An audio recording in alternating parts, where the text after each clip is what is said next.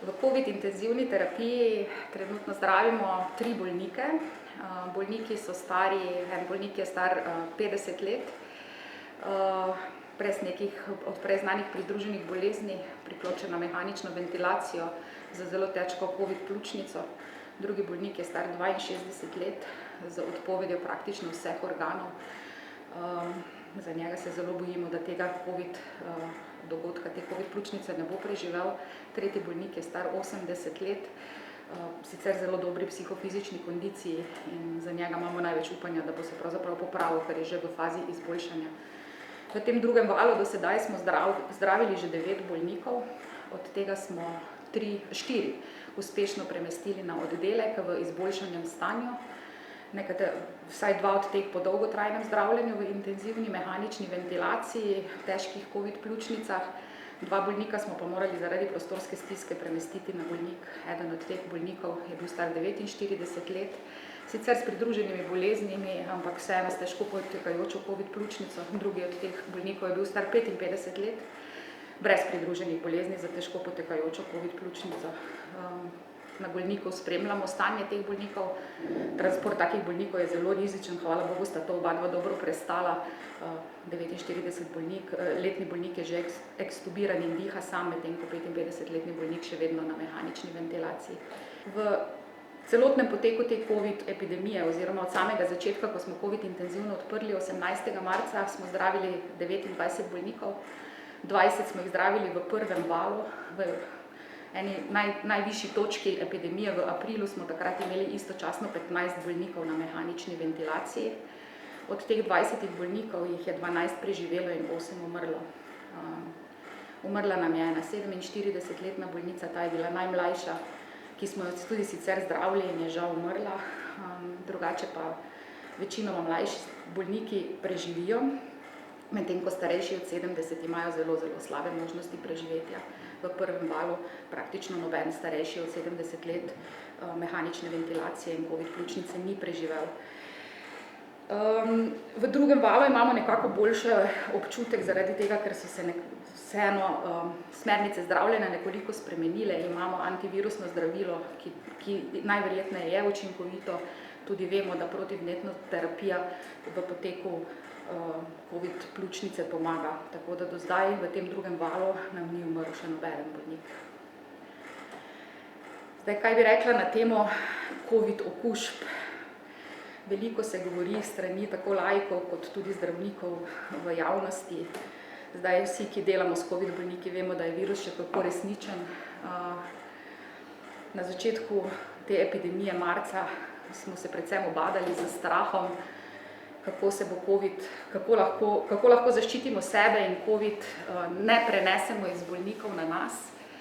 Moram reči, da ta strah je tekom mesecev izginil. Vemo, da zaščitna oprema, ki jo imamo in jo hvala Bogu zdaj imamo dovolj, nas ščiti. Nobeden od zaposlenih v COVID intenzivni se od bolnika ni nalezel bolezni. Zdaj se ubadamo z enim čisto drugim strahom in to je, da naše kapacitete ne bodo zdržale. V UKC Maribor smo morali COVID intenzivno zimprovizirati. Imamo 2 obstoječi intenzivni terapiji, ki komaj pokrivata potrebe kirurgije in interne v normalnih časih brez epidemije.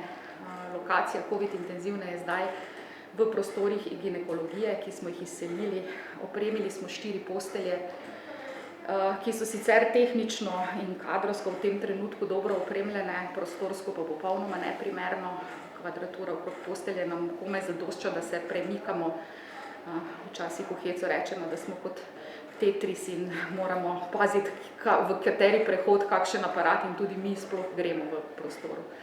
Trenutno smo v pripravi še 4 postelj, 2 operacijski, ena je ta, v kateri zdaj stojimo, bomo spremenili v intenzivne sobe, vendar seveda operacijske niso mišljene za 2 bolnika, zato moramo najprej dodatno napeljati napeljave.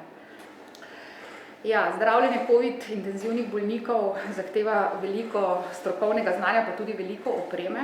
V tem trenutku smo sposobni nekako zagotavljati opremo za 8 COVID intenzivnih bolnikov. Predvsem ventilatorji v tem trenutku jih imamo dovolj na zalogi. Ozko grlo pri nas so prostori, prostorov primernih nimamo.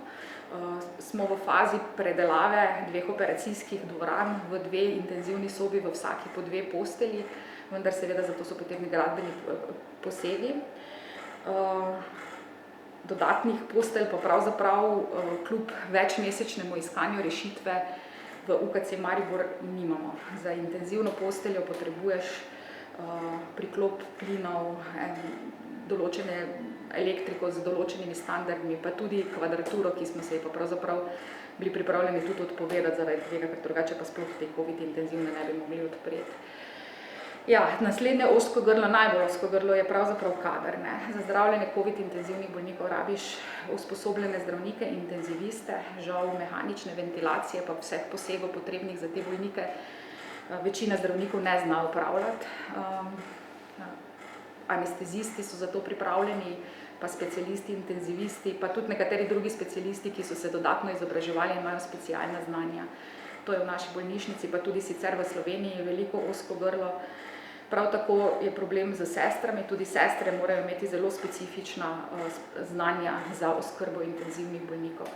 Standardi v svetu je, da mora biti ena sestra ob enem bolniku 24 ur na dan. Teh standardov v UKC Maribor ne moremo zagotavljati, tako da smo nekako, da je še varno za bolnike, se odločili, da bomo delali z 3 sestrami na izmeno za 4 bolnike. Manj kot to pa je enostavno prenevarno. Zdaj potek, kot smo se v tej epidemiji naučili, potek COVID bolezni je nekako tak, ko se bolnik okuži, lahko ostane popolnoma asimptomatski in nima nobenih znakov bolezni. Lahko ima samo znake blažjega prehlada, medtem ko pri nekaterih bolnikih, pa žal vse do zdaj ne vemo, kaj je tisti sprožilni dejavnik, da pri nekaterih bolnikih gre pa v težjo fazo bolezni, predvsem v COVID pljučnico. Kadar se razvije COVID pljučnica, pride do težkega vnetja v pljučih, takrat začne bolnikom padati saturacija, težko dihajo in je potreben sprejem v bolnišnico predvsem zaradi kisika. Bolniki, ki pridejo v bolnišnico in potrebujejo kisik, dobijo protivirusna zdravila in protivnetna zdravila. Naš občutek v tem drugem valu epidemije je, da so poteki zaradi tega na to ublaženi, še vedno pa pri teh bolnikih, pri nekaterih bolnikih za COVID pljučnico napreduje odpoved pljuč do te faze, da več sami ne zmorejo dihati, ne zagotavljajo več telesu dovolj kisika in jih moramo priklopiti na aparat za umetno predihavanje oziroma ventilator. Zdaj, jaz mislim, da se cel svet ukvarja s vprašanjem, vsi raziskovalci, zakaj pri nekaterih poteka okužba blago, pri drugih težko, tega ne vemo. Vemo, da starost in pridružene bolezni so dejavnik tveganja, ampak vidimo pa tudi mlade bolnike brez pridruženih bolezni s težkimi poteki. Tipičen potek težke COVID okužbe je tako, da je od trenutka, od prvih simptomov oziroma od postavljene diagnoze do sprejema v bolnico mine od 7 do 10 dni. To ni bolezen, ki zelo hitro napreduje počasi. Po 7 do 10 dneh se pljučnica razvija do te faze, da potrebujejo kisik, nato čez dodatne 3 do 5 do 7 dni, nato bolezen pri nekaterih napreduje do te faze, da pristanejo na oddelku za intenzivno terapijo. Govorimo torej približno 10 do 14 dni od začetka simptomov. Če pristanejo na aparatu za dihanje, na ventilatorju, se ne izboljšajo v urah, nikakor ne, tudi ne v dnevih, pač pa govorimo o 1-, 2-, 3-tedenski mehanični ventilaciji. V času te večtedenske mehanične ventilacije je bolnik seveda v postelji uspavan, drugače mehanična ventilacija ne bi bila možna in tak način je seveda je povezan s številnimi zapleti, kot so preležanine, ledvična odpoved, dodatne okužbe, težave s hranjenjem, če naštejem samo nekatere izmed njih. Mogoče bi povedala še eno, čisto izkušnjo, ne osebno, ampak pač z izkušnjo našega bolnika, malo bolj na osebni ravni.